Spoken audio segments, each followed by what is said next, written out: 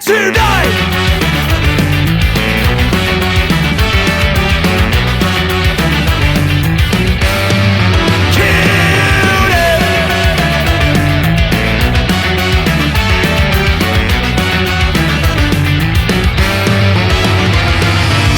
Till it breaks like the angry brigade, because the only thing that's left to lose is our chain. Manufacturing consent of these failed states, reject the conquest of bread, a mutual aid, and from common sense to capital the story unfolds. It's a people's history of a brave new world. Well, it's a long war to freedom for the wretched of the earth. We throw a spider in the worst. Both sides will fall. Little gods must die when we kill them dead. Kill them dead tonight, and I said both sides will fall. All gods must die when we kill them dead. Kill them dead tonight. Flammable material catch a fire in my head. Feed the 5,000 fresh through a Ryon vein. Give me death or give me convenience. Changes the sound of the civil disobedience. So London's calling a warning of nuclear attack. Takes a nation and millions to hold us back. You can't stop this ungovernable force. So fuck them and their law. Kill them dead, kill them dead, kill them dead tonight.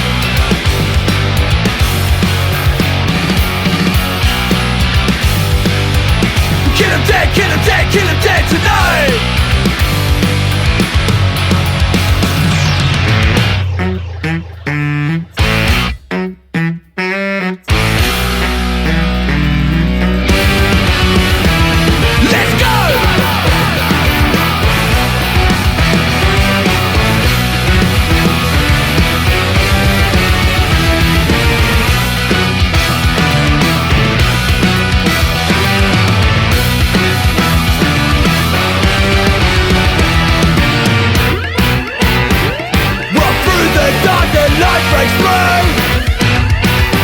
When you question those who question you,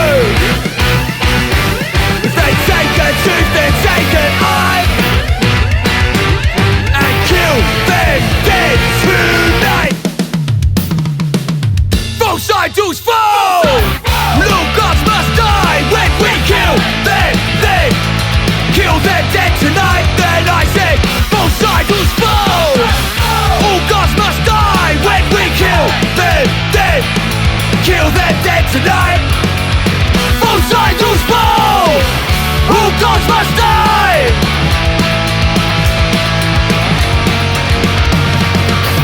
Both idols fall. All gods must die when we kill them dead. Kill them dead. Kill them dead.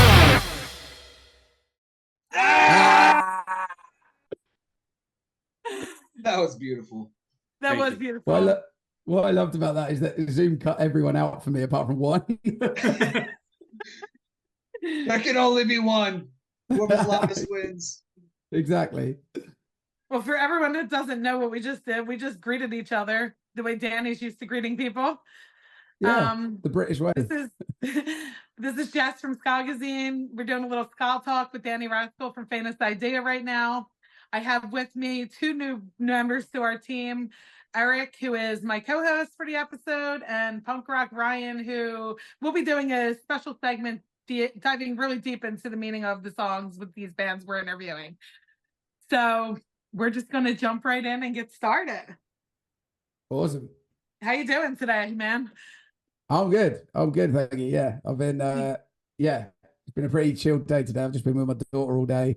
So yeah, nothing too exciting today, but yeah, it's been good. Any shows this weekend or anything? No, we just done, where did we do? Stamford and Northwich on last weekend. And awesome. They were good, but Northwich was outside, and even though it's the middle of June, it is chucking it down with rain at the minute in Britain. It's really, really cold and wet. Oh. Which, despite it is usually warm at this time of year by now, but yeah, it is mental at the minute. It is freezing. It's basically like winter still, which is madness. We want to start off by talking about, first, how did you link up with Jumpstart Records and find your way on Accordion Fest and doing a US distribution with them? Because that's really important to us, because without that, I don't know that we would have even known who you are.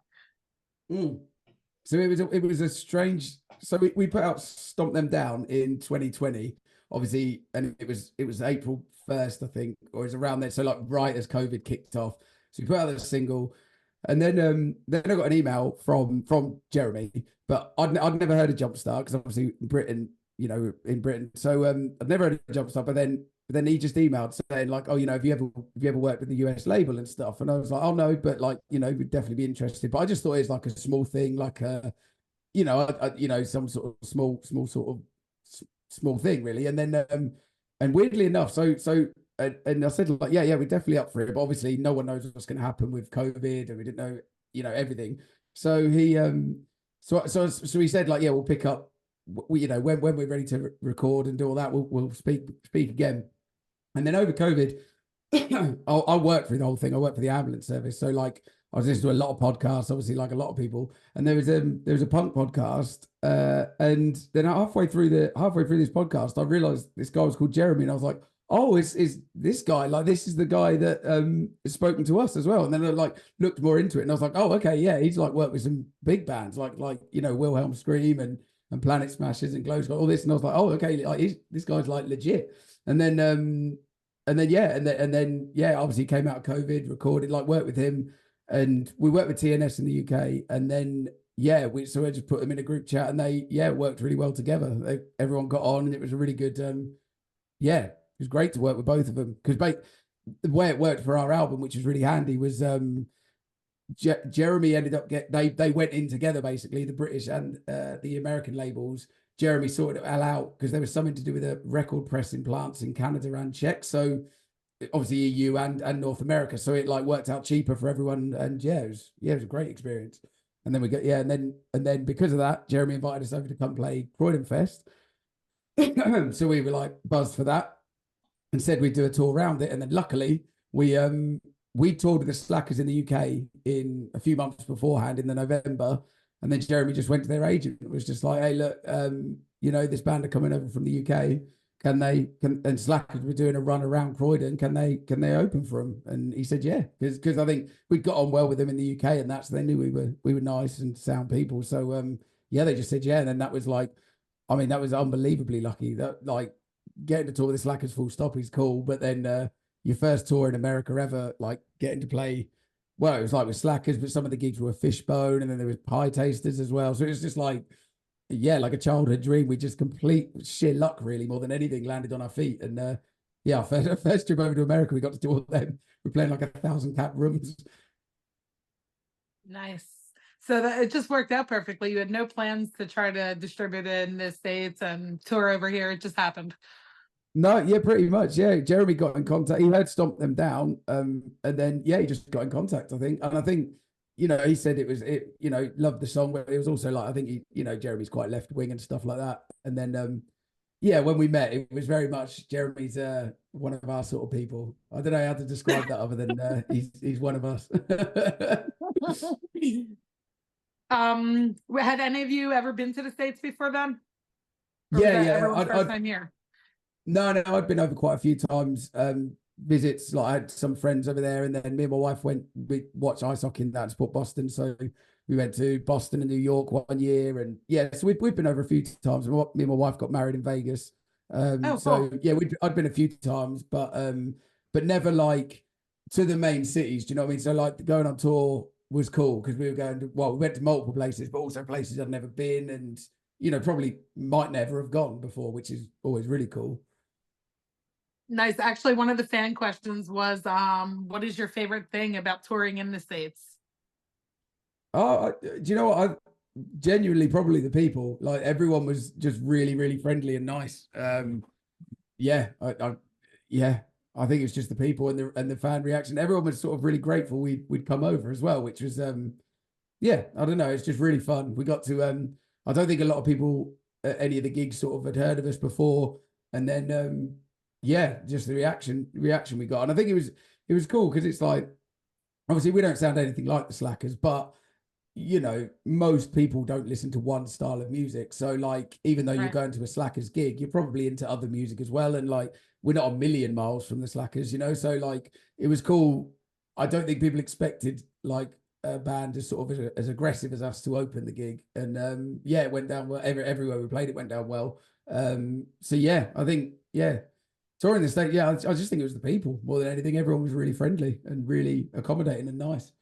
I was Awesome. I'm glad to hear that. Yeah, I was lucky enough to see you in a couple of those Slacker shows, and the most Yeah. So I saw you at Croydon, so I had that experience.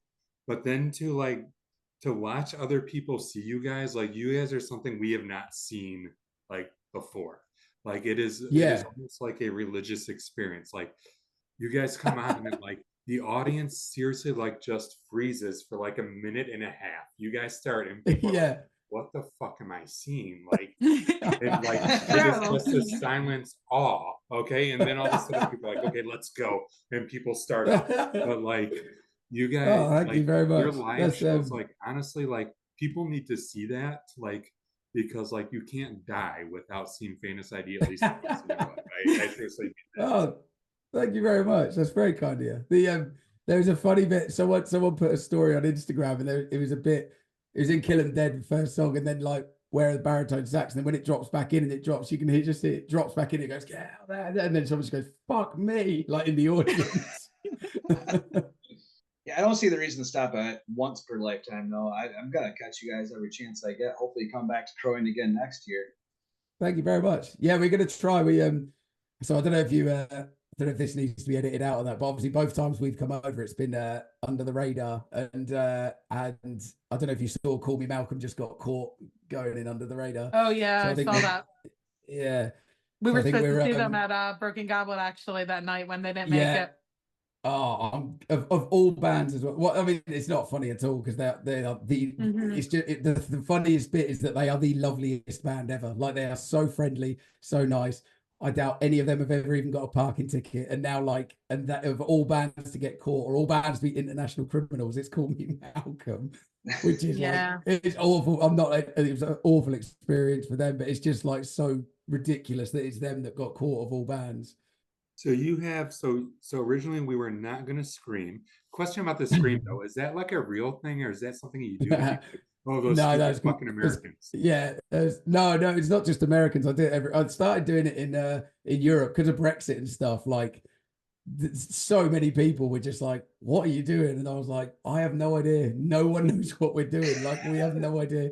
And honestly, being British has been weird. The last sort of 10 years has been mad. So much stuff has happened that you forget like how weird it's been. Like we nearly had Corbyn in. We had Theresa May had to like get the DUP, which again getting a bit technical, but they're like one of the Northern Irish parties that are like fundamentalist Christians. So they like don't believe in dinosaurs. And after like 5 years of austerity, she had to bung that because of the way our electoral system works. She had to bung them £1 billion so they could go into government with her, so the Tories could stay in. Then we had like Liz Truss, who only lasted a week and crashed everything. We've just had so much stuff happen in the last 10 years. And like Brexit in itself was mad. Like it went on for ages, and then it went through, but they didn't expect to win. That was when that happened. That was so odd because Cameron stepped down the day after, and there was genuinely 4 days when no one knew who was in charge. He stepped down, and there was no one there.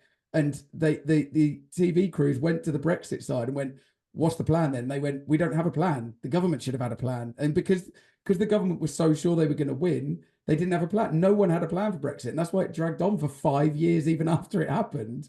And it was so weird. It was just like, we'd go over there and everyone was like, "What are you doing?" And we're like, "I have absolutely no idea. The people who wanted this have no idea." And it's still ongoing now. We still don't know. It's bizarre. The whole thing is mad. We might have you beat though because we had Trump, so like you can't the fact that fucking thing happened. Yeah. There's no explanation for that going on. I remember the night of Brexit, and I also remember the night that Trump got elected as well. And it was both them things of like, shit, this is not good. So we should all just start screaming at each other as well, since there's a chance that he's going to be our president again, God forbid. From prison, what the fuck is that? Yeah, right. It's not looking great, is it? But then what was, because isn't he? He's a federal criminal now, isn't he? Yes, so he is. So what? Can he be a president? Exactly. 32 felonies. Excellent. In it one more, and is it across the country? Or is it just California where it's 3 strikes and you're out? Like, is in if he gets another felony, is he in prison for life? I think it's 33 strikes at this point, apparently. We're all fucked, basically. Yeah, Welcome to that's one way of putting it. Yeah. So you had to be quiet at the beginning, maybe. So you have a family at home. Tell us about your family.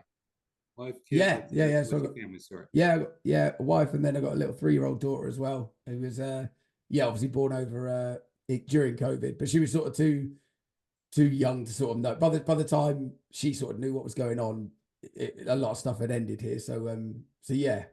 But we got family at home, and then work for the ambulance service as well, which is currently not going well in England. Everything in Britain at the minute is very strange. I don't know if you're following our politics, but it's basically there's an election coming up in July, which the Tories are definitely going out, but everything in this country now has been so underfunded for like 15 years now that it's everything is just it's really bad at the minute. But it's like low level. Well, I say low level. It's like, you can't get a doctor's appointment. You can't get in to see a dentist. If you call the ambulance, it might not come. We have nothing left. We have a teacher shortage. We have like everything. It's just everything's been cut. There's just nothing left at this point in the country. So yeah, it's not great. Like last year, there's a load of our hospitals and schools were built in the 70s with this special kind of concrete that had air in it, and it was cheaper to build. Just started collapsing. A load of the schools and a load of the hospitals started collapsing, and they've just sort of gone, oh, I don't know if we're going to rebuild them. And it's like, you have to rebuild a school. You have to. They're not like, what are you going to do? What's the point of a government if you're not building schools and hospitals? It's a weird place to be at the minute. It's very strange. But like Labour will win in a few weeks, but it's like everyone's just sort of waiting for that to happen.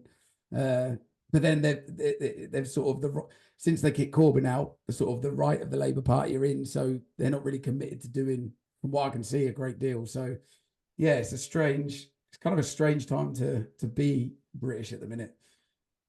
A lot of their pushes is for immigration reform, correct? They're trying to move everybody to Rwanda, everybody that's coming across the channel. And along those lines. Yeah. So that again that's such a bizarre situation, because it's like they'll focus on the people coming across the channel, which are like, boats of sort of desperate people, like, maybe, I don't know, like 10 or 20 on a boat at a time. But like even if you want to talk about reducing immigration, the main problem is they've shut down all channels for asylum seekers to get in fully. And because they haven't funded even like the border patrol at this point, they can't even process people that are coming in illegally and applying for immigration. So like because they've just not funded anything for 15 years. Even the things that they say they want to reduce, you have to fund as a state in order to do that. And they don't even do that. That's what, like, the funny thing is like, obviously everyone thinks America's really right wing and, compared to a lot of countries, but like Britain doesn't even fund its police or army. Like that's how like committed to like right wing neoliberalism it is. It's just like, they don't even fund like the things that you would think they supported. Do you know what I mean? They've cut everything. There's nothing left here at this point. It's mad. So yeah, it's like, they're running sort of on an anti-immigrant thing, which is obviously classic, easy sort of scapegoat. But it's but even if you wanted to bring down immigration, they've not funded the thing in order to do that, normally anyway. It's ridiculous. They've ideologically just painted themselves into a corner. It's bizarre. It is. That's actually a large part of why you have those increased fees at 250% for your visas and everything along those lines. That's a self-funded program. And they've been underfunded for so long. They're trying to put more money back into the coffers to try to manage some of these applications and the people we've got coming across from our borders. Yeah, so. Yeah. It's a mad one with all that, because we've got obviously a lot of bands going under the radar. But then we've got another mate, Sam Russo. I don't know if you know him. He's a singer-songwriter. He was just about to do a tour with Laura Jane Grace over there, and he tried to do it by the legal means. And he's currently like $5,000 in the hole and still doesn't know if he's going to be allowed in, and he'll just lose his money. So it's like, it's a gamble. And then he's just one person. So like, when we are going to look at trying to do this, but like there's 6 or 7 of us, depending on who comes. So it's like, we're looking at a lot of money that like they can just reject and then keep your money. And it's like, that's we'll do it. We'll get there. But yeah, it's going to have to be very, very well planned, I think. And I think, was it, yeah, we're all was a bit it hard to shaken come up over? since. Or like, because you did two Yeah, shows. You came over for two shows, right? Three shows. yeah, but Right, that that's was right. that It wasn't must that be wasn't like your strictly life fortune. yeah, that was sort of under the radar, should we say? Okay, fair enough. I won't ask any more Yeah, questions about that. yeah. What so tell us a little bit about the band. How did you guys get started? Like how you've been around for, I know the album came out Oh, in 2010. yeah. So the actual, so it's a weird one really, where like the name Faintest idea has sort of been going for like years and years since I was at school, and it was just like three of us. So we grew up in like so yeah. I've ended up. I wasn't born here, but like I grew up in rural Norfolk so like yeah, really rural farmer sort of area. So there was just like three of us started the band because there was literally nothing else to do in our area at all. So and there was what we used to do is there was a local community centre, and because it's so rural, the way you rented the community centre was you just paid this old lady and she gave you a key to the community centre. So the first time we done that, I just realised like, oh, I'll just go and get my own key cut. And so I just took the key and got my own key cut straight away. And then we just used to practice in this community centre. We rented it out once, and then yeah, we just used to practice in there. And like, because it's so rural, no one ever went there, so it was like it's not a problem. And that ended when I had a party there on a Halloween once, and then one of my friends fell through this. No one knew we were there, and then he fell through the ceiling, through the skylight. So I had to then go to them and apologise, and then that put an end to that. But that's yeah, that's how we used to practice and stuff. And it was just like, yeah, just more than anything, it was just there was just nothing else to do around us. Do you know what I mean? So we yeah, we just sort of played in the band, and then yeah, I'd say we sort of didn't really get serious until about, I don't know, like 2008, 9-ish sort of thing. And then, yeah, like, yeah, that was around that sort of time, like 2010 was when we first worked with TNS and stuff. So yeah, it's been going for years and years and years, but only really seriously since around, yeah, 2009, 2010. Are all three of the originals still in the band today? Oh, God, no. God, no. Just you? But yeah, it's just me from then. But Little Dan, Okay. our baritone sax player, he's been in it he's been in it since about 2006. So he's been in it for a long time. And then Bobble's been in since 2009. And it's been me, Bobble and Little Dan have been on every recording. It's just, yeah, everyone else has changed various points. We've had quite a few people over the years, and it's usually nearly always down to touring because we tour quite a lot and gig quite a lot. It's obviously it's quite a commitment to do it. And so yeah, it's usually because of that. It's very very rarely do people like fall out badly. It's just been yeah, you know, being able to commit to gigging and touring that much. And then I am so curious because your live shows are amazing. Like you don't expect to like, you know, you hear yourselves like on an album, you don't expect to end up running in this very choreographed band. Like, how did that start? Like, did somebody like sway one day and everybody swayed the same way? Like, how is your The horn section dance moves. yes. That's so I always forget they do them because I'm always like off to the side and I'm always looking forward. I completely forget they're doing it until I watch a video back and I'm like, oh yeah, that I can't remember. I know like I remember having a band practice once where we didn't do any songs. We just learned all the moves to Shake a Tail Feather by the song Ray Charles and the Blues Brothers. So we used to just like dick around quite a lot. And then I can't remember how it started. Little Dan, our sax player, is a very good dancer. And I think he probably just, yeah, I think him and Bobble just started it. And then, yeah, I think they just add to it. I just, as I say, I completely forget they do stuff like that because I'm stood next to him and I'm looking forward. So I always forget. But yeah. I think they do their own thing, the horn section.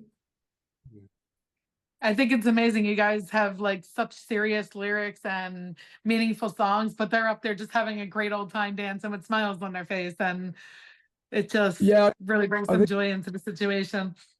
Yeah, I think that's it. I think like we're like all our stuff is serious. So we used to do a lot, you know, quite a bit of activism back in the day and stuff like that. And we do take all these things seriously, but also like as a group of people, we have a lot of fun together and we really love doing this. So like, yeah, that's just sort of what comes naturally. Like when we're together, that's how we just sort of are with each other as well. Just like, I don't know, just having a lot of fun. So it's, yeah. And, you know, playing music is one of the funnest things in the world. So yeah, it's sort of hard for that not to come across, really. I think it's a bit of a juxtaposition because, as I say, yeah, I mean, we can get into this if you want, but like I don't really preach from stage, and I don't really like being preached at, and I've never been a really preachy front man, so I don't really sort of lecture people from stage or that. And it's always been a thing with like, our politics are very serious, but it's that thing of like, I prefer to lay it out, write the words and all that, and then lay it out. But like, this is what I believe. This is how I view things. These are a lot of, obviously, as you've probably seen, there's reading lists with everything where it's like, these are the books, parts of the reasons why I believe these things, and sort of like go and, you know, you read these, you know what I mean? Like I just think like everyone has very different experiences in life and are currently having very different experiences in life. So for me to sort of stand on stage and lecture people, I've never been a fan of that. I think some bands do it well, and you know, lots of people are different, but for me personally, I wouldn't feel comfortable doing that. And yeah, so I prefer to just sort of lay the politics out there and sort of go, these are our politics, we take them seriously, but ultimately, like, it's sort of up to you. Well, obviously it's up to you what you believe, and it's also I can't force you to believe this. Do you know what I mean? And like, and I also don't think that works. Like, you know, people are going to come to their own conclusions based on lots of different varying factors. So me shouting at someone about something a lot of the times is not going to do anything. It's so yeah, that's sort of why I've never really been a preachy front man. And I know it's a bit jarring for some people, because I think some people, there's a sort of a set route. If you're a political band, people expect a certain thing of, you know, the way political bands act, and we don't do that. But yeah, that's just always been us, really. I don't think, yeah, we're just quite, how we are on stage is pretty much how we are in general, just when we're with each other anyway. So yeah, I think that comes across. You guys really are like the nicest people like in the whole world. Like you hear your music and you're like, these guys are gonna be pissed off, and like, gee, but I like. So like at Croydon last time, like I so fanboyed you, and I was like, I saw you last time, and I told all my friends they have to come and see you, and they're all here, and they need to see. And like you hopped off this bench that you were sitting at, and like gave me a big hug, and I was like, oh no, nice, you know what I mean? But that's what I mean though. Like, oh sorry, yeah, sorry.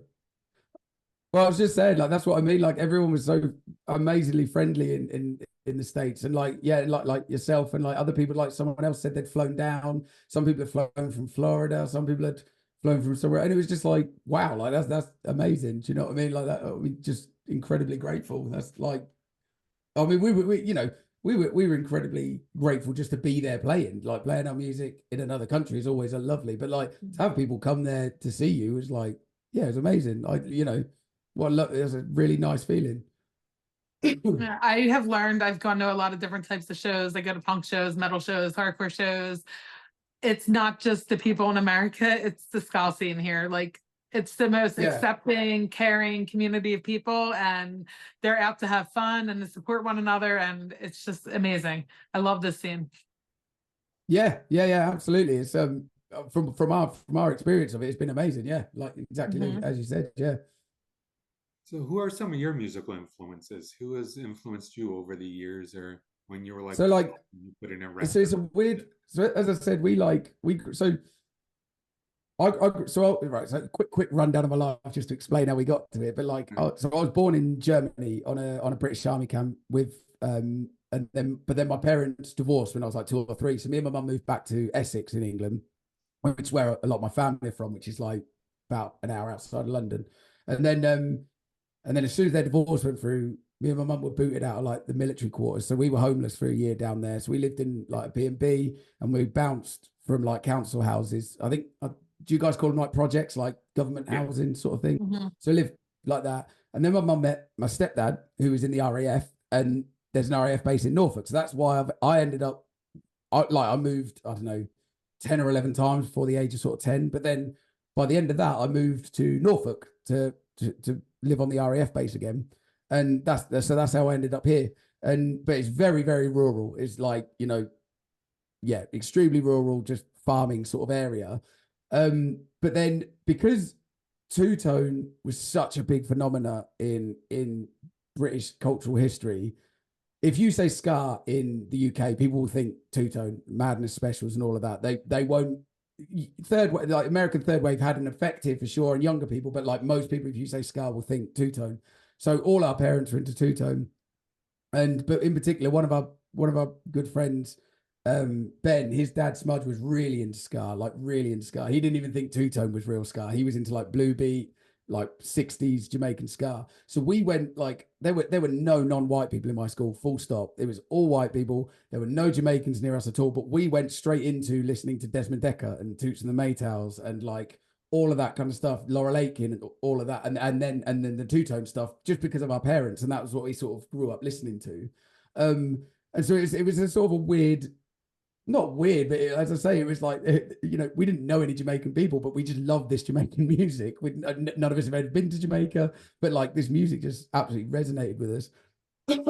And then I specifically remember when the Agrolites album come out over here, the self-titled one with the red cover in like 2006, because we didn't know. Obviously, the internet was a thing, but it was nowhere near as big, and we didn't know there were people still doing trad ska and stuff like that. Like, well, obviously they're reggae, but like, you know, apart from the Slackers being on Hellcat, we didn't know that there were modern bands doing it. And Countryman Fiddle basically could have been written about us, because it was just like, we're in the middle of this like farming area.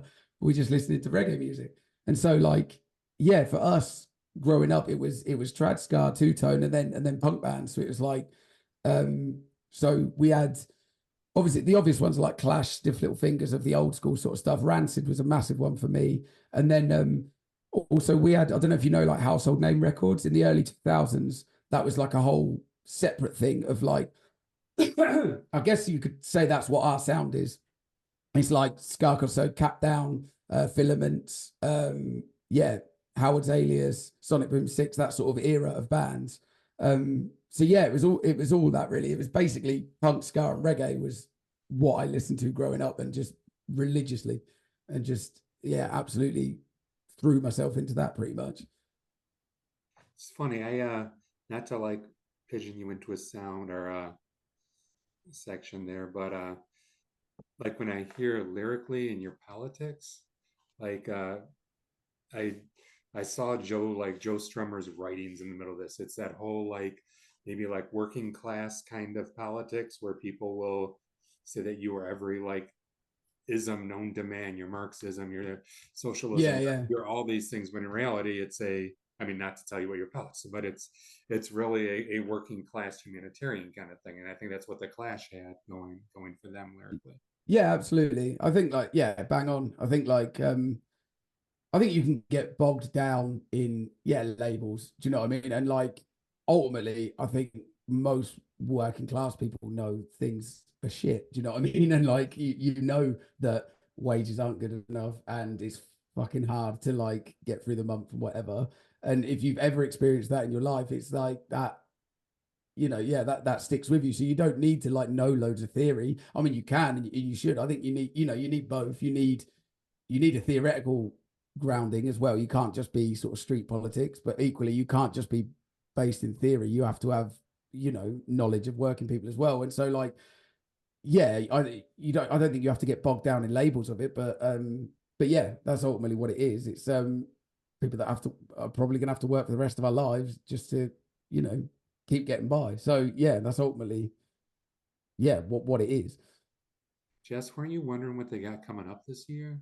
Yeah, so I think I saw somewhere that your album, the last one, the Redist Edition, was basically already written by 2019. Is that correct? And it just took a long time to come out because of COVID?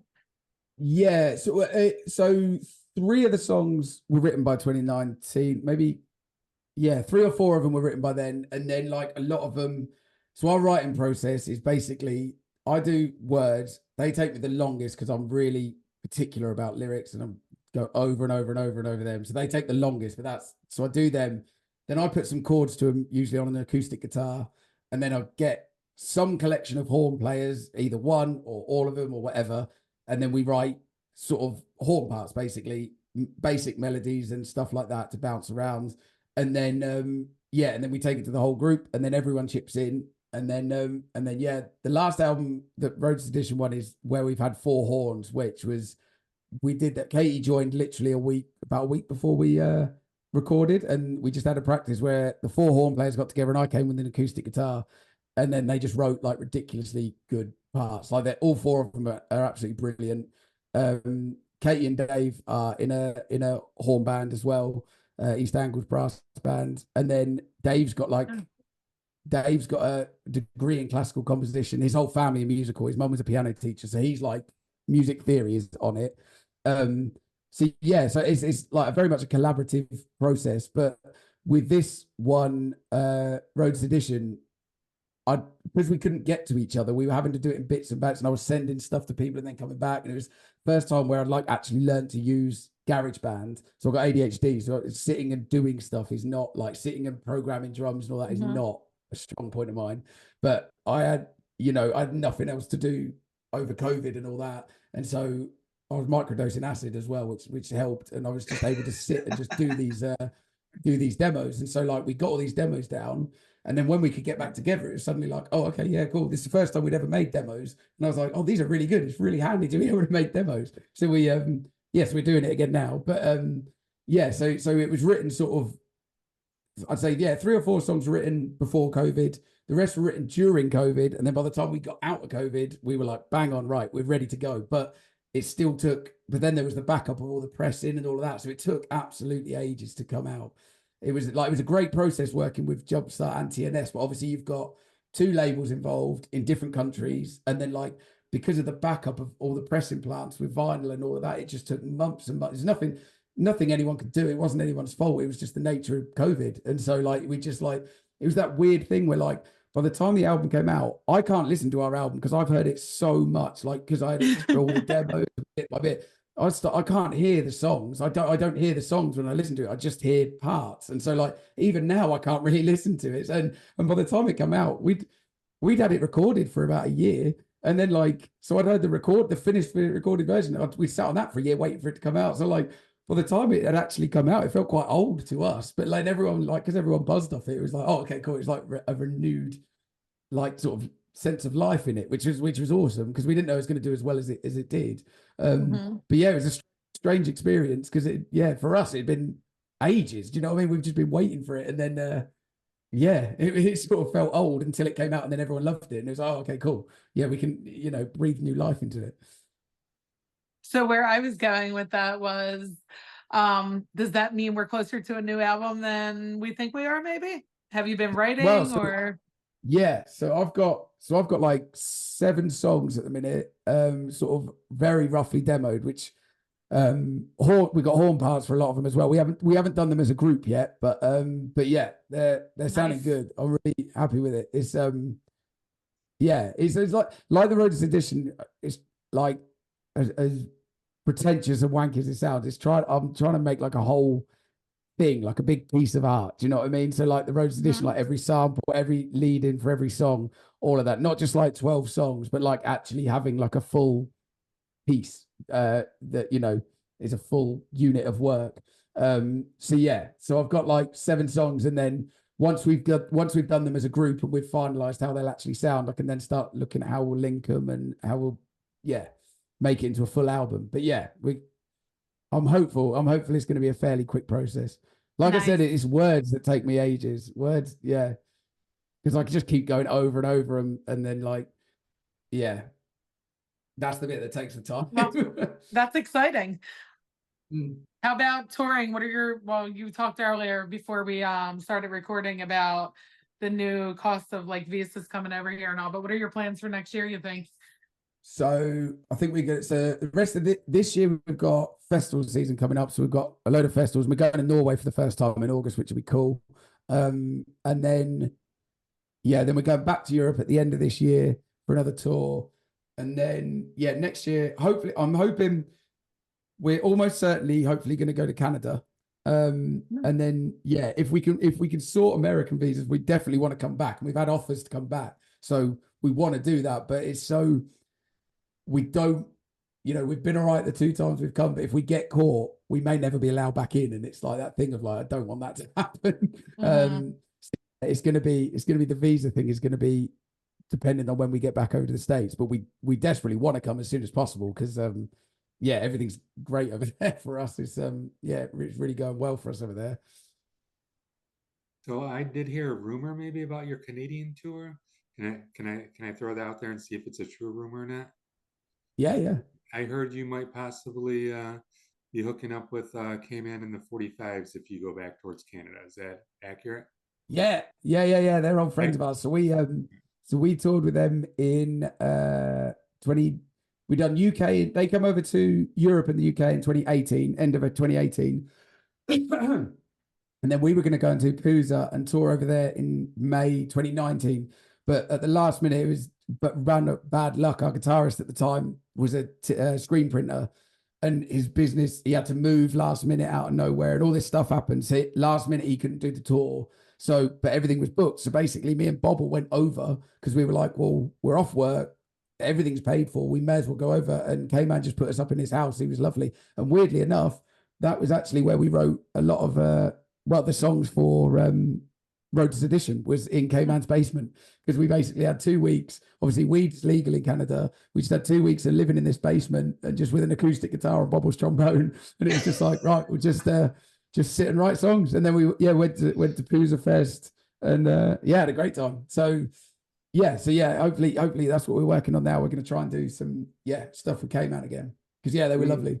They were great band, pretty lovely close people. to Canada here. We're Michigan, so like we can see Canada, and so K-Man, like we love that band, and so that'd be very cool. It was actually so I wonder. Because obviously we were booked to play Pooza and didn't get to play. We still went, and it looks like an amazing festival. And again, everyone was really sad. It was kind of a weird experience because it was just one of them things that happens. But it was like, we turned up to the gigs and me and Bobble were there. So people were like, oh, you're here. And we were like, no, we're here. The rest of the band aren't here and we're not playing, but we are actually here. So it's a bit of a weird experience. But no, I can't speak highly enough of all of that lot. Like K-Man and the 45s, Planet Smashers, Stomp Records, all of them. They were all really sound to us. And Dani Rebel and the KGB, I don't know if you know them, but they're a really good band as well. Like sort of trad scary band, great band. So we met some great people. Sorry, just I interrupted you with my rumor. I apologize. Oh, it's okay. I was very interested in it. I don't know if you told me that or not, actually. Which you'll be seeing K-Man this month, right? I will, for the first time. At Broken Goblet, of course. Oh, are they coming over to the States? Yeah. With Stop the Presses. Oh, awesome. Yeah. Yeah, they were just over your way, I think. Detroit. Yeah, Stop the Presses were just over. Yeah. Are they Detroit or? Stop the Presses are from New York, I believe. New York. Okay. I think so. Cool. But Nice. this will be like their third time playing Broken Goblet. Awesome. Yeah, I've not actually got to see them live yet, but I've heard very good things. One of our friends' bands, Revelation, played them while they were over here, and said very good things. I love them on record. So yeah. Cool. I think that's what's been really cool about Croydon Fest, was just like, even with this one, it was obviously last one we'd done a tour, but the way it landed, we were coming to do Broken Goblet, we were going to do a tour, and then when it was with the Slackers, it was like, well, we've got to do this American tour, but it meant that we were like, we'd done this American tour, it was like 10 days, then we were back, we'd done a weekend of gigs, then we went out on like an 18-day tour, and it was like within the space of 2 months we were away a lot. And then it landed again this year. So we only haven't done Croydon. We only done 2 gigs, but it was just like when Jeremy sent us the lineup to Croydon, it was just like, yeah, we've got to go. I never got to see Suicide Machines because they had the UK tour booked when they broke up, and they were one of my favorite bands growing up. Then Glow Skulls were playing, who we've played with before, and Westbound Train, like all these bands. And I was just like, oh yeah, we've got to go and play. We can't miss this. Well, we're glad you came. I'm going to jump into some fan questions before Ryan takes over, because I know his questions are going to be really in-depth. So we'll ask the funny ones first, Dani. What's that? Why are you so fucking cool? A fan wants to know. I genuinely think it's because they don't know me very well. Another one wanted to know where this band has been all his life. Rural Norfolk. Hi. I'm not gonna, I guess I'll throw someone under the bus. The frontman for Plastic Presidents, do you know them? I know that name. I don't know if I know them. Oh, they're very good. He wants to know how you got so cute. I guess blame my mum and dad, I guess. But we do have some serious questions. One fan who is in the industry and plays in multiple bands wanted to know if you had to choose to do a collab between The Chemical Imbalance or Weston Solo, which would it be? I'm going to say Weston Solo because, Okay. yeah, I met him for the first time at Croydon Fest, and he was absolutely he helped me carry in an amp, which was very kind. That will instantly put you in my good books. So yeah, I'm going to go Weston Solo. He's an awesome dude, and I believe he was very serious about this question. So if something comes to this, that'd be awesome. Yeah, I'm in. Another fan wanted to know what book you are reading right now. I can tell you, it is a book of lectures by, one second. I've just got into reading a Kindle, which has been brilliant. I tried for years to get into a Kindle, and I couldn't, like ebooks, and I just couldn't do it. But yeah, I've just got into that. Post-Capitalist Desire by Mark Fisher, who wrote Capitalist Realism. And yeah, and this is unfortunately took his own life halfway through. See, these are the lectures that he was teaching at university. So it ends quite abruptly, unfortunately. But I'm sort of halfway through that. Katie's reading this at the same time, actually. But yeah, so these so that's what I'm currently reading.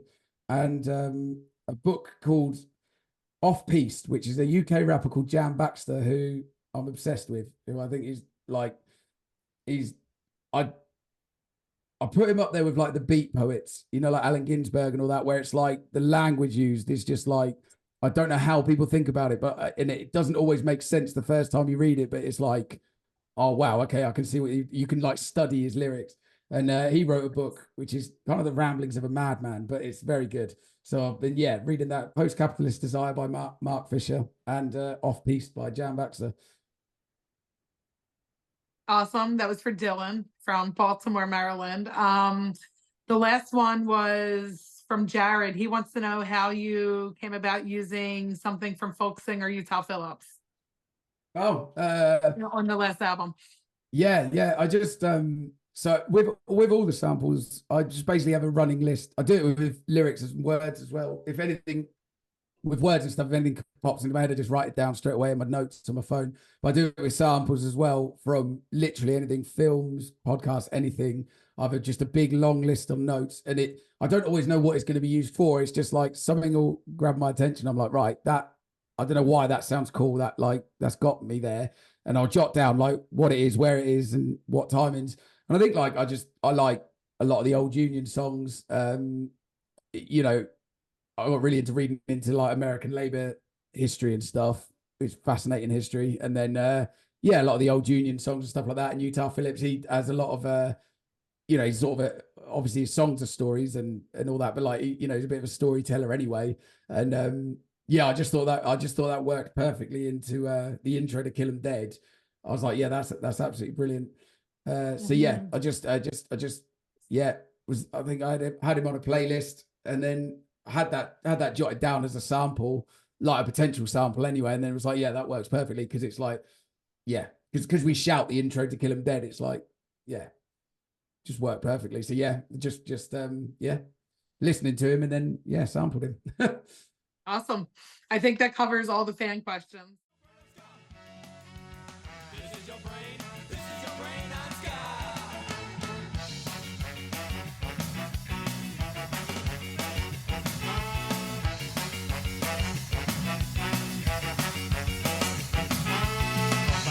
And Fred Perry shirts, drinking cheap beer and chasing skuts. But what it's really all about is play dance, say, simply having fun and unity.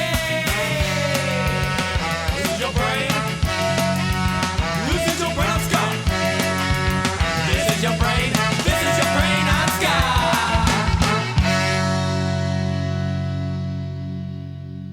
This is Brain on Ska. This is where we're going to start diving into some of the lyrics. Like you mentioned before, you pull in a lot of different culture pieces. George Carlin in Youth. I hear V for Vendetta. I can't remember the song off the top of my head. Utah Phillips. Yeah. But so many good songs. It was hard to pick a couple of them to choose from, especially stuff that's on the Road to Sedition. A couple that really stand out to me is Back to the Asylum. The poem that you sing at the beginning of that song, there's a lot of heavy stuff in there. Yeah. Where would you like to start on that? So that poem, so as I say, like I always jot stuff down if it pops into my head, like lyric wise and all that. And that came about because like essentially I had loads of little pieces, maybe 2 or 4 lines at a time that I couldn't get into a whole song or whatever. And so then that song started, we were at practice, and I think little Dan on sax just played that. It's just the run up a minor key, and it sounds sort of quite comical, doesn't it? Like an old cartoon. And we just randomly started sort of jamming to that. And it was like, oh, okay, yeah, it's all almost funny, but like sometimes they're the best things, like the most creative things is when you're not afraid to look stupid and just dick around a bit. So we've done that, and we were like, that actually quite works as a song. And and then I started writing this poem, and then just sort of it was putting bits and bits together. And then the start of Feeding of the 5,000 by Crass, the first song is called Asylum, and that starts with a long poem.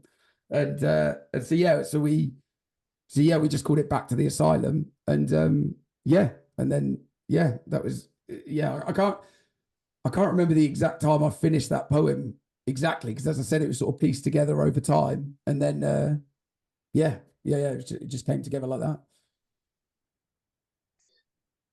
So I had to pull it by ear. I couldn't find anything online. So I pulled it off ear, off of the recording. We're sleeping on a big volcano. No one gives it a second thought. We're raised inside a cage where no one questions what they're taught. With no one asking questions, we slumber undisturbed. While the temperature keeps rising, we stay conscious, unconcerned. Now, I feel like that kind of ties into not coming back on the Road to Sedition. How important is global warming and everything to you guys? So that poem was written around sort of 2010, 11, and there was a lot of riots going on there, and that was around the time because the Tories got in 2010. So there was a lot of stuff going on. There were student riots when they introduced tuition fees. There was the killing of Mark Duggan, like there were flash riots across the country in every city. So there was a lot of political tension. So the sleeping on a volcano bit wasn't necessarily to do with global warming. It was more like you think you're sleeping somewhere safe, but underneath it stuff is happening. Do you know what I mean? But yeah, I mean, global warming obviously is incredibly important, but then at the same time, we're a band that drives around in a van and flies to gigs, so it's it's a bit hypocritical. But I mean, on a systemic level, I mean, I think, like, not coming back in particular, it was sort of written in that thing of like, I don't mean to be cynical or like we shouldn't be trying, but there's just a part of me that's just like, I just find it darkly hilarious that, like, as a species, I think humans are phenomenal in terms of, like, you look at what we've managed to achieve as a species over, thousands of years. This is incredible, but like, it's like you're staring death in the face. And I know it's going to be hundreds of years or whatever, but it's like, you're staring death in the face and just not doing anything. Like, the train is coming towards you and you're not moving. And like, there's just something like, it's horrendous. I know it's like, obviously I know how bad it's going to be for me, but it's just something darkly funny like that to me. That's just like, how is the species that's so smart in lots of things? Are we just sort of staring at that and going, cool, we're just going to carry on as normal. We're just going to not do the thing we need to do. Yeah, you think we'd be able to come up with a better game plan and work together a little bit better than what we have. Yeah. I know it's complex. Do you know what I mean? And I get that. And also it's like, I get it from like developing countries where, countries that have oftentimes colonized them and robbed them of resources are now telling them you can't develop like we can because then the world will burn. But it's like, well, do you know what I mean? We've got this massive imbalance here. You can't tell developing countries not to develop because they're destroying the world when it's it's the West that's done this. So there is, I know it's complicated, but it's ultimately like, we are all in this together. You have one planet. Do you know what I mean? And like, there's that Buckminster Fuller thing that was like, you know, you said like imagine you're on a spacecraft hurtling through space. You've got say 12 people on it. You've got this amount of resources. You wouldn't go, we're going to have 2 people own absolutely everything. We're going to waste a load of them by just, you know, burning them, not using them properly. You'd go, right, we have this many resources and we can renew at this pace. We need to fit that in. That's what we're on. We're hurtling through space now. We have one planet. This is the amount of resources we have on it. And we, you know, you can develop this. Obviously, there's going to be new technology and all that stuff. It's not going to stay the same, but it's ultimately like you have this many people, you have this many resources, you're on a planet hurtling through space. We have to make this work. There is no other option. Do you know what I mean? No. And unless aliens come, I don't know, maybe. But like, I wouldn't, you know, I'd be trying to fix this before, you know, before we're putting our hope in like finding another planet. Well, apparently that's what the billionaires plan is, just shoot everybody over to Mars or something along those lines. But yeah. I don't know what they have for resources either. You know, I know there's been some changes during the last G7 summit. They're looking at funding some of these countries that are not developed, that are being hit hardest by climate change, which hopefully some of the wealthier countries in the world will start to change their policies if they have to send money over to other countries just because we're screwing stuff up. Well, that's it. I mean, that's the harshest bit on this, is like the countries that are causing this the least are suffering the worst consequences from it. Do you know what I mean? That you know, like Britain as a country, probably, you know, it would be bad, but it's not going to be anywhere near as bad as some of the developing world. But yet, you know, I mean, again, it's another thing that gets done where like everyone blames China now for all the industry, but without mentioning that we've shipped off all our industry to them. So it's like, yeah, you can say they're causing it, but ultimately it's for, you know, they're doing our industry. So it's like, you can't blame them. Like, you know, everyone's got, the world has to work together on this. There is no other option for this. All right. So one of your favorite lines is in Back to the Asylum. A revolution without dancing is not a revolution at all. Yeah. That's something that just hits home to me because we're all one people. We're all, you know, one world. You know, if we don't do this together, then we're not going to do it at all. Yeah. Is that, I don't know if you know, that's well, I thought it was an Emma Goldman quote, and I'm pretty sure it is, but I've heard it might be a misquote from her. But yeah, it's the anarchist Emma Goldman. It's that's a quote from her. If I can't dance, it's not my revolution. And that sort of ties into, as I was saying earlier about us as a band, like if people think of political bands, they think of dress all in black, lecture people, everything's very serious and all that. And it's like, well, we're all here. Do you know what I mean? Like you may as well have fun. You can be politically serious and do political change, but you can still enjoy yourself. You don't have to be, you know, you can still have fun and enjoy yourself. And that's what we got to focus on most, I think. So if we're not going to enjoy ourselves while we're bucking the system and fighting the man, then we're not going to stick with it very long. Because that sounds like work otherwise. But you got and you got to build communities, haven't you? Do you know what I mean? So what better way than music? Absolutely. I couldn't agree with you more. The other one we were kind of tossing about back and forth as a team was Nosedive. It's a great song off the new album. Highly recommend everybody listens to it because it hits at where we're spending most of our time throughout our working life, right? Yeah. 67 hours a week shackled to my job.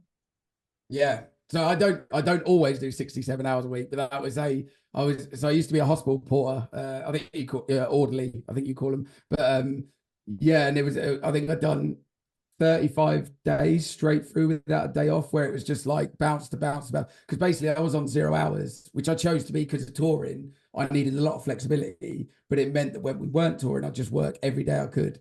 And they were short all the time and all that. So I was just like, 12-hour shifts just constantly. And that was killer. So yeah, I don't always do 67-hour weeks, thank Christ. But yeah, I have done in the past. Little Dan, our sax player, works. He's a plant mechanic, fix like big machinery. He does long weeks, 60-hour weeks. Well, that's the norm for most people anymore, isn't it? You got to have 2 or 3 jobs, working, as much overtime as what you can get, just so you can pay the bills and put like some bread and butter on the table. Yeah. Especially I hear in the States, I think like obviously we still have a lot of more sort of workers' rights, a lot less than we used to, and a lot less than Europe. But yeah, the States look scary to work in. I'm not going to lie. As in, like, your healthcare is linked to your job, isn't it? And like fire at will states and all that sort of stuff.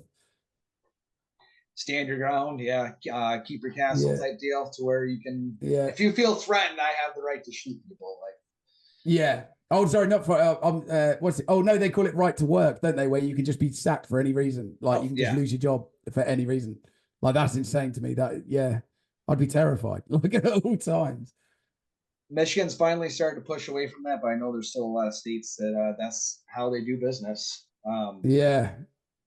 Or I think we're looking at like $7.58, I think, is our minimum wage still. Which I can't imagine anybody trying to live off of that. Maybe $9.25 now. $9.25, okay. I know we're trying to change it. But that's dollars, isn't it? So that's that's insane. Yeah. That's mad to me as well, because like I said, like, America has a long, I know it doesn't get advertised much, but there's a long history of like labor unions. Do you know what I mean? And militant labor unions as well. They didn't mess around. And corporate greed. We have a long history of corporate greed to go along. You do, yeah. Which, like, nosedive is like I walk around work, like, and it plays in my head, because it literally is that song of like, okay, like, I know, like, this is shit that I am here working for, like, the corporate thing, that beast that I hate with all my passions, but like, I want a house at the same time. Unless I'm misreading the song, and you can tell me I'm totally wrong, but I feel like somewhere in that song is that like an internal balance and fight of like, okay, like, I hate this beast, but my God, like, I need to support him at the same time. Yeah, of course. It's like that. It's sort of a tongue-in-cheek poke at like middle-class anarchists, if you like where, you know, people will be like, oh yeah. It was that thing, like, we used to play a lot of squats and stuff like that, and you could tell it was like a lot of crusties. It was just like, yeah, in 10 years you're just going to go and work at your family's company. Do you know what I mean? Or like, you know, you have money. It's easy to be radical, and it's easy to do all those things when you have that safety net. When, like, if you don't have that, you know, like you said there, I may hate what I'm doing, but it's still like, I don't have a choice. Do you know what I mean? I like, it's that, or I starve, or I don't have a house, or like, you know, like, it's exactly that. It is like, you know, not everyone in the Soviet Union loved the Soviet Union, did they? They did what they had to do to survive. So it's just like, that is very much what it is. It's balancing having sort of radical politics and wanting things to be different, but ultimately on the day to day, you need to survive, don't you? You need to, well, different, but you know, a lot of people have kids they need to support, or family members they need to support. You know, not everyone can just sort of drop out and try and, you know, live on absolutely nothing. It's not possible for a lot of people. So yeah, that's exactly what the song. You're completely right. So what you're saying is the only thing worse than being exploited is not being exploited at all. Exactly. Yeah. Yeah. I can't remember that. Oh, she's an economist. I can't remember her name off the top of my head, but yeah, that was her. I don't think she was like a leftist. I think, but that was her quote. She just said that the only thing worse than being exploited by capitalism is not being exploited by capitalism. Yeah. So there's another line in here. So the question's always itching. Should I be doing more? What do you think the common person should be doing more of? Well, I think so that, I mean, this sort of ties back to my point about like not being really sort of preachy with everything. Is like when we were younger, and it kind of ties into what I just said as well. Like when we were younger, we did a lot more activism, like direct action, you know, black bloc stuff, squatting buildings, doing all those sorts of things. But it was that thing of like, I didn't have anywhere near the same responsibilities then. Do you know what I mean? I was on a 0-hour contract job. I didn't have a kid. It was like, it was fine. Do you know what I mean? You could do that stuff then, and it's fine. And then, and so, yeah, there's always that part of me where like, you know, now I've got other people to think of now. I can't be taking risks and doing stuff like that anymore. So there's always that part of you that's always like, you need to do more politically. You need to do more. But at the same time, it's like, I'm trying to hold down a full-time job, trying to raise a 3-year-old. And then I'm doing like a, you know, pretty much a full-time band as well. And all of that. And it's like, I only have so many hours in a day. So there's always that itching feeling of, you know, you should be, you know, do what you can. Absolutely. But it's why I wouldn't I don't like people being lectured or put down for not doing more, if you like, when you don't know that person. You don't know what their situation is. Do you know what I mean? You don't know who's relying on them to do stuff. You don't know where they're at psychologically at the time, what they've just gone through, whatever. So obviously, yeah, everyone should be doing, you know, I'm not saying everyone should be doing nothing and you shouldn't be pushing back in any way, but at the same time, you have to recognize everyone's in different places in their life. And also you don't know what other people are going through at that time. So you can't, you know, lecturing people and telling them off isn't gonna help them or help them to want to change anything. So yeah, it's ultimately like that's a line in my head that I have, which is like, you know, you'd always need to be pushing back in some way and doing some stuff, doing what you can. But yeah, also recognizing that you can't always do that. You know what I mean? Yeah, I feel it's pretty important for us to be able to prioritize, you know, what it is that we really need to fight for and what it is that we need to take care of. Absolutely, yeah. It's a good way of putting it, yeah.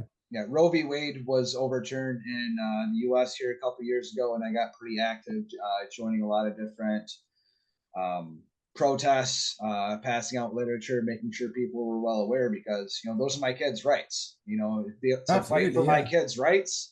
Yeah, that's something I will do every day of the week. And there was a lot of weeks that's exactly what I did. Yeah. So I got like, so obviously I'm quite obviously into politics and all that anyway. And I got, and then I sort of spent years reading that. And then I got quite into like psychology of like, okay, this is what these different groups believe. But then I was like, okay, why, like, what is going on psychologically in that? And I can't remember the podcast, but I listened to a really good podcast and it was about how you actually get people to change their minds, because it's really difficult to get a human to change their mind on something. And usually, nearly always, you can't do it. They have to do it themselves. Like you sort of almost have to lead them, and then leave it, because you can't, if you try and force someone to change their mind, they will dig in. Nearly everyone will do that. And the podcast was about when gay marriage got legalized and then criminalized again, didn't it? Was it in California? It got, it became legal, then was illegal again, then went back to being legal, wasn't it? I think. But they were talking about the activism around that, and they done loads of studies on.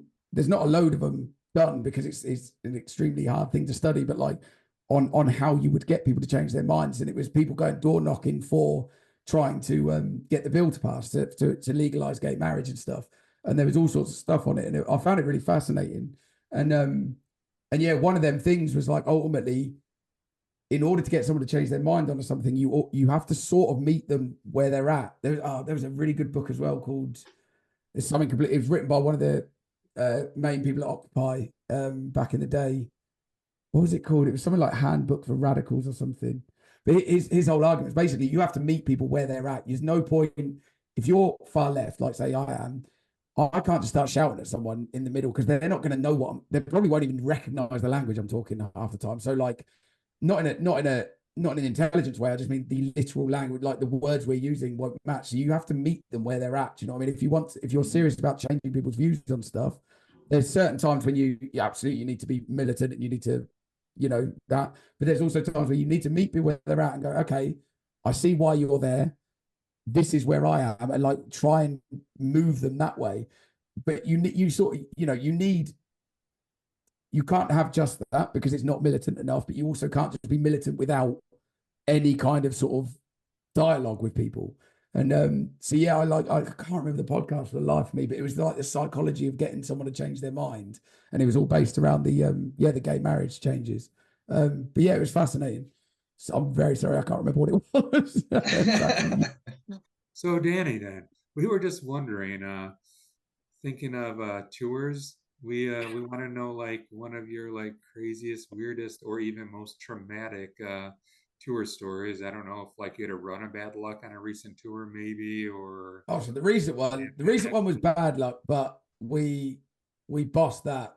So I kind of don't want to say this just because I don't know when it will happen, but like so we done a whole podcast years ago of like someone asked us to do a little segment of like, oh, your worst tour story, and then we were like, we have so many. Like we've done a whole hour-long podcast on everything that's gone wrong, and then because of that, I started essentially writing a book basically of like kind of about being in a touring band, but also just like everything that's gone wrong. So yeah, we have any story you want. We've got like, so there's the one I've told a million times, but when I got jumped in Russia and I got attacked with pepper spray. We had smuggling people across borders. We've had, I failed on one tour, I failed 3 drugs tests on the side of the road with the police and they let us go each time. Don't know why. We've had smuggling drugs, smuggling people across borders. That obviously van breaking down.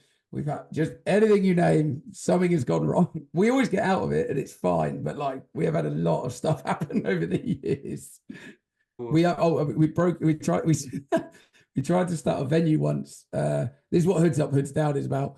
We went through a phase of like squatting buildings and stuff, and there was this empty community center in our town where in the village near our town, and it'd been empty for years. And we broke in and we were like, brilliant, managed to get everything sorted, the electric, the water was on, everything. And then a few days after that, someone didn't know it was us that was in there, but we were talking in the pub and they were just like, oh, right, yeah, you know, that's like, because of where the royal family's country estate is, that's technically their building. They own that building. So you've broken into a royal building. And we were like, shit. And then like, so I rang up the advisory service, like the solicitors, and they were like, yeah, legally, like that shouldn't make a difference. And it fucking did make a difference. They like, we just like one day we just driving back, they were just like police vans, everything loading. No one was in, luckily no one was in there at the time, but like, yeah. And they left us a note there just like, oh, you're not in any trouble, but if you just come to the police station to claim all your stuff, you can have it all back. And we're like, yeah, no, you can have all that. That's fine. Yeah. We toured Russia for 2 weeks, which in and of itself was just batshit mad. Like as soon as we got off the plane, the only sticker that had been scraped off this guitar case was an Antifa flag, but it was the Pride flag, and that had been scraped off. But we don't know if it was like a homophobic thing or it was just like an airport worker that was like, you don't want that there. Don't have that on your guitar case there. Do you know what I mean? Like saving us from ourselves. But that whole tour was batshit. Everything. People unbelievably lovely, but that country is fucking insane. Just absolutely insane. We were driving down the street once where like they were just craters on either side, like in the gravel, like massive craters. And the driver didn't speak English, but the tour manager did. And he was just like, basically this is where from World War II, this is as far into Russia as the German bombers could get. They had to dump their payload and go home. And so they were just they were craters from World War II that just hadn't been filled in for like 70 years. And then, and then the story I tell all the time, which is sort of what stomped them down, is around this, like the last day I got jumped in the middle of the street by some, we think Nazis, but like ran up behind us, pepper sprayed me in the face, but like where he wrapped his arm around my head, the canister had pierced a hole in my eye, like the pressure of the thing coming out had like pierced into my eyeball.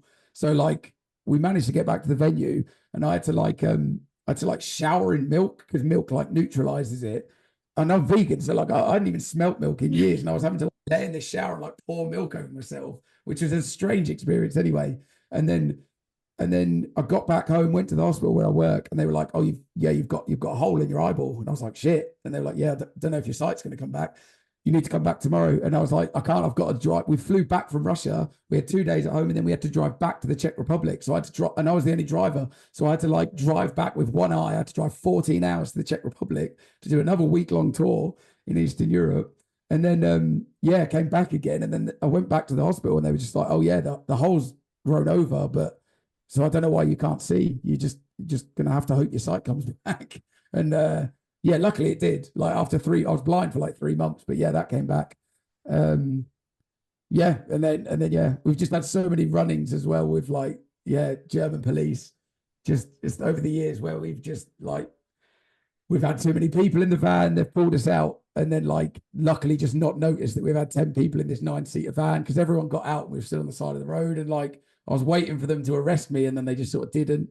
I failed. Like I don't drive on on drink or drugs or whatever, but like we smoke weed and stuff, so like it's in your system at all times. And so like I just one tour I failed 3 times, and they just kept letting me go, and I don't know why. I have no idea why.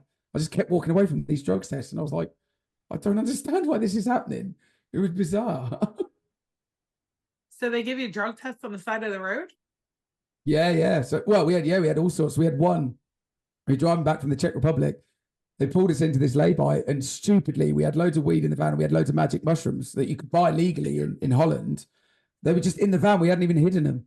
And then, like, we didn't have these certain documents. We had a German woman with us, And the guy was like, right, you're going to have to come to the police station with us. And we were like, fucking hell. And it was East Germany as well. So it was like a Soviet police station, like grey as fuck, really Soviet. And he was like, right, come out the van, take any money. I had all the tour cash on me as well, because Germans only deal in cash. I don't know if anyone knows that. They don't use cards.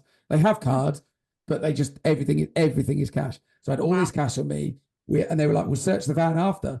And I was like, well, the drugs are out. I've got a load of cash on me. Like, we're fucked. And they took us in, they lined us up on this bench, on this grey wall. It was like Soviet as fuck. And then like, he was like, right, I'm going to go run your documents. And then like, there was 8 of us there, 7 of us had weed in our systems and all that. And they do like a hand scrape one. And he went down the line, done everyone. And me and Bob were on the end. And we were like, well, we're fucked. Like, we're fucked. And then the guy came back and was like, oh, the documents are clear. And then he was like, is there anything here? And the guy looked at us and was just like, there's nothing remarkable. And then he was like, right, you're free to go. We won't search the van. And then they just let us walk out. And I was just like, I don't understand what's happened. He's just failed. Like, we've all failed this test. And then, yeah. And then on that same tour, like on the last day of the last tour, we've been searched like 3 or 4 times. We'd had dogs in the van. We'd had absolutely everything. And the last day, this guy, this German cop on a motorbike pulled us. And I was just, in my head, I was like, well, he's on a bike. Like, what's he going to do? He's not going to find any weed. It's fine. That's hidden. And like, I've walked away from everything else. It's going to be fine.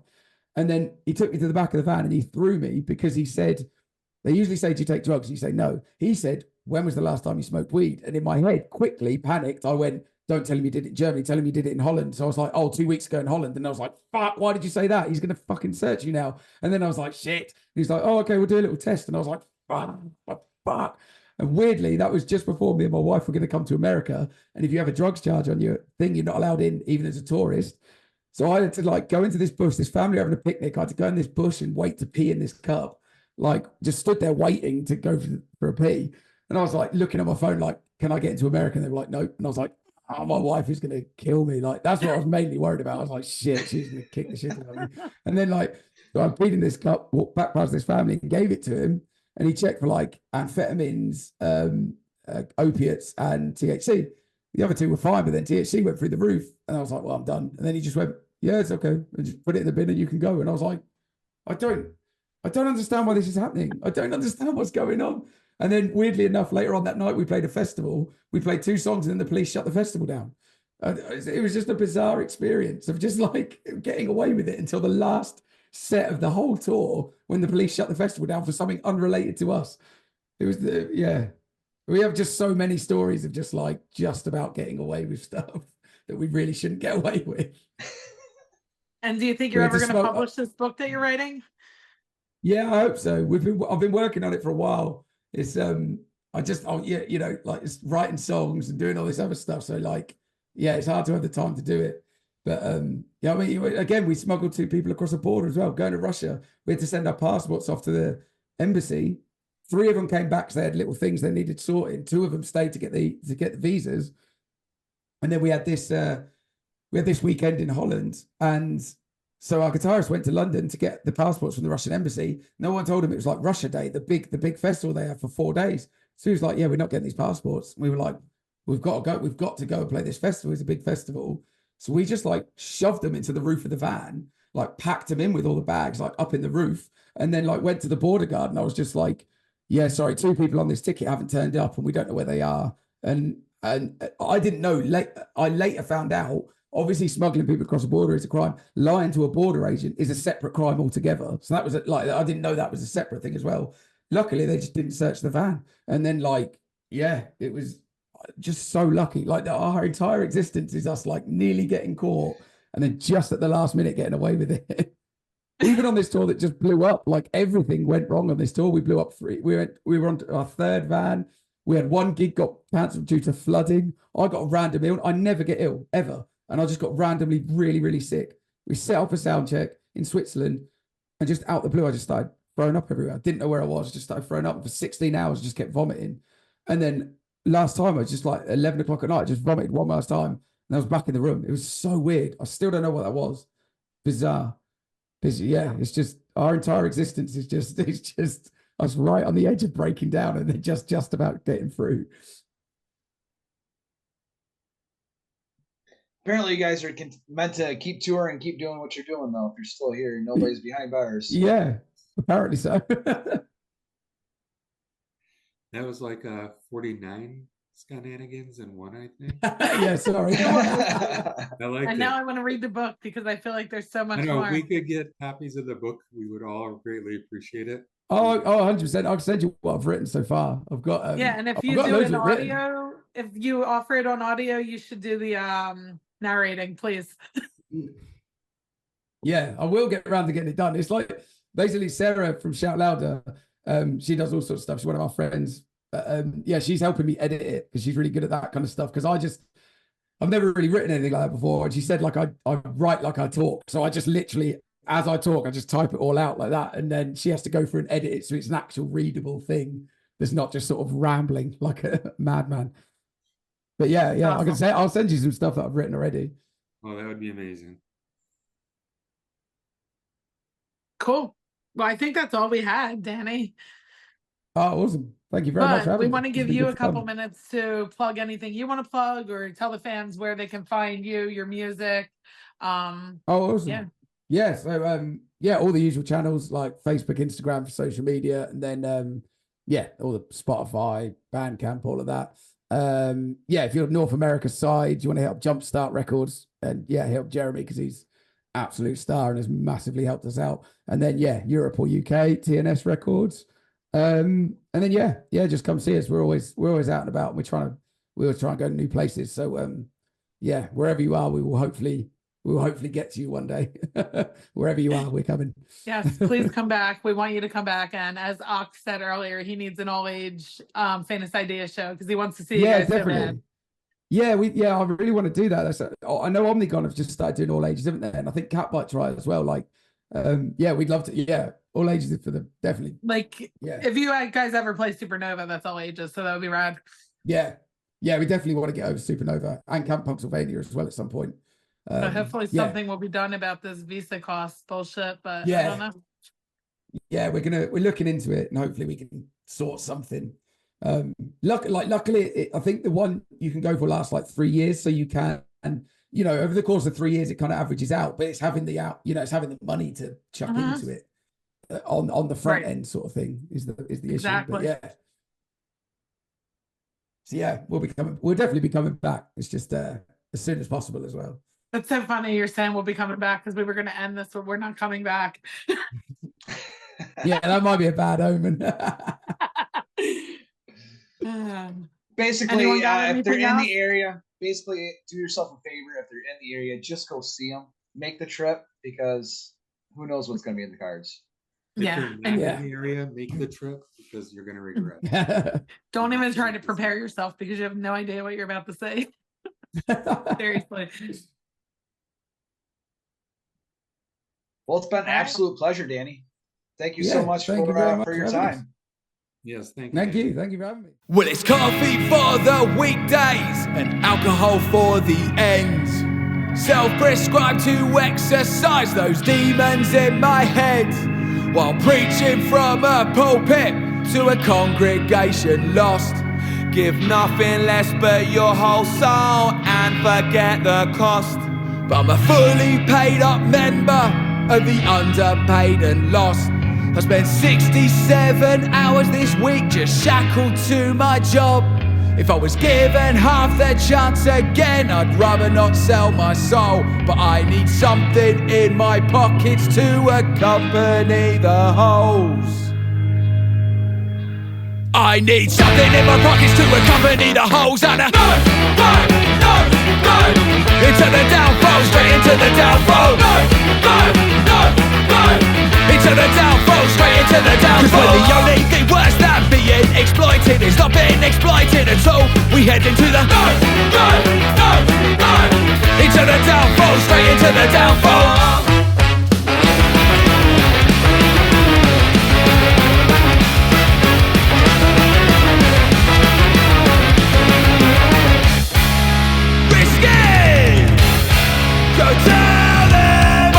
Bang, bang goes the teal drawer. Time is a currency and they steal yours. Company dress code, I got dressed in a ditch. Shaved head walking in like it's Britney, bitch. Leave Britney alone, I'm just doing my thing. Pull up on my manager like I'm really fucking Pickering. Minimum range keeps me over the streets, but I wanna put a bullet in the big corporate beast. Another pro, another another drone. Another 40 fucking years working my hands down to the bone. Another cog in a machine, greased with alcohol, diets and power, or whatever it can be.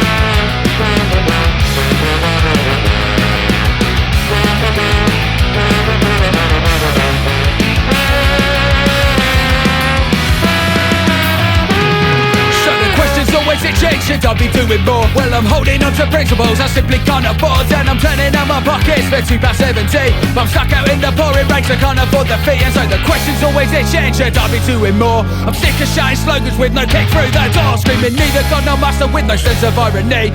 Strike my ass back into work with the endless drudgery, and it's a no, no, no, no. Into the downfall, straight into the downfall. No, no, no, no. Into the downfall, straight into the downfall. 'Cause when the only thing worse than being exploited is not being exploited at all, we head into the no, no, no, no. Into the downfall, straight into the downfall. Into the downfall, straight into the downfall. Into the downfall, straight into the downfall.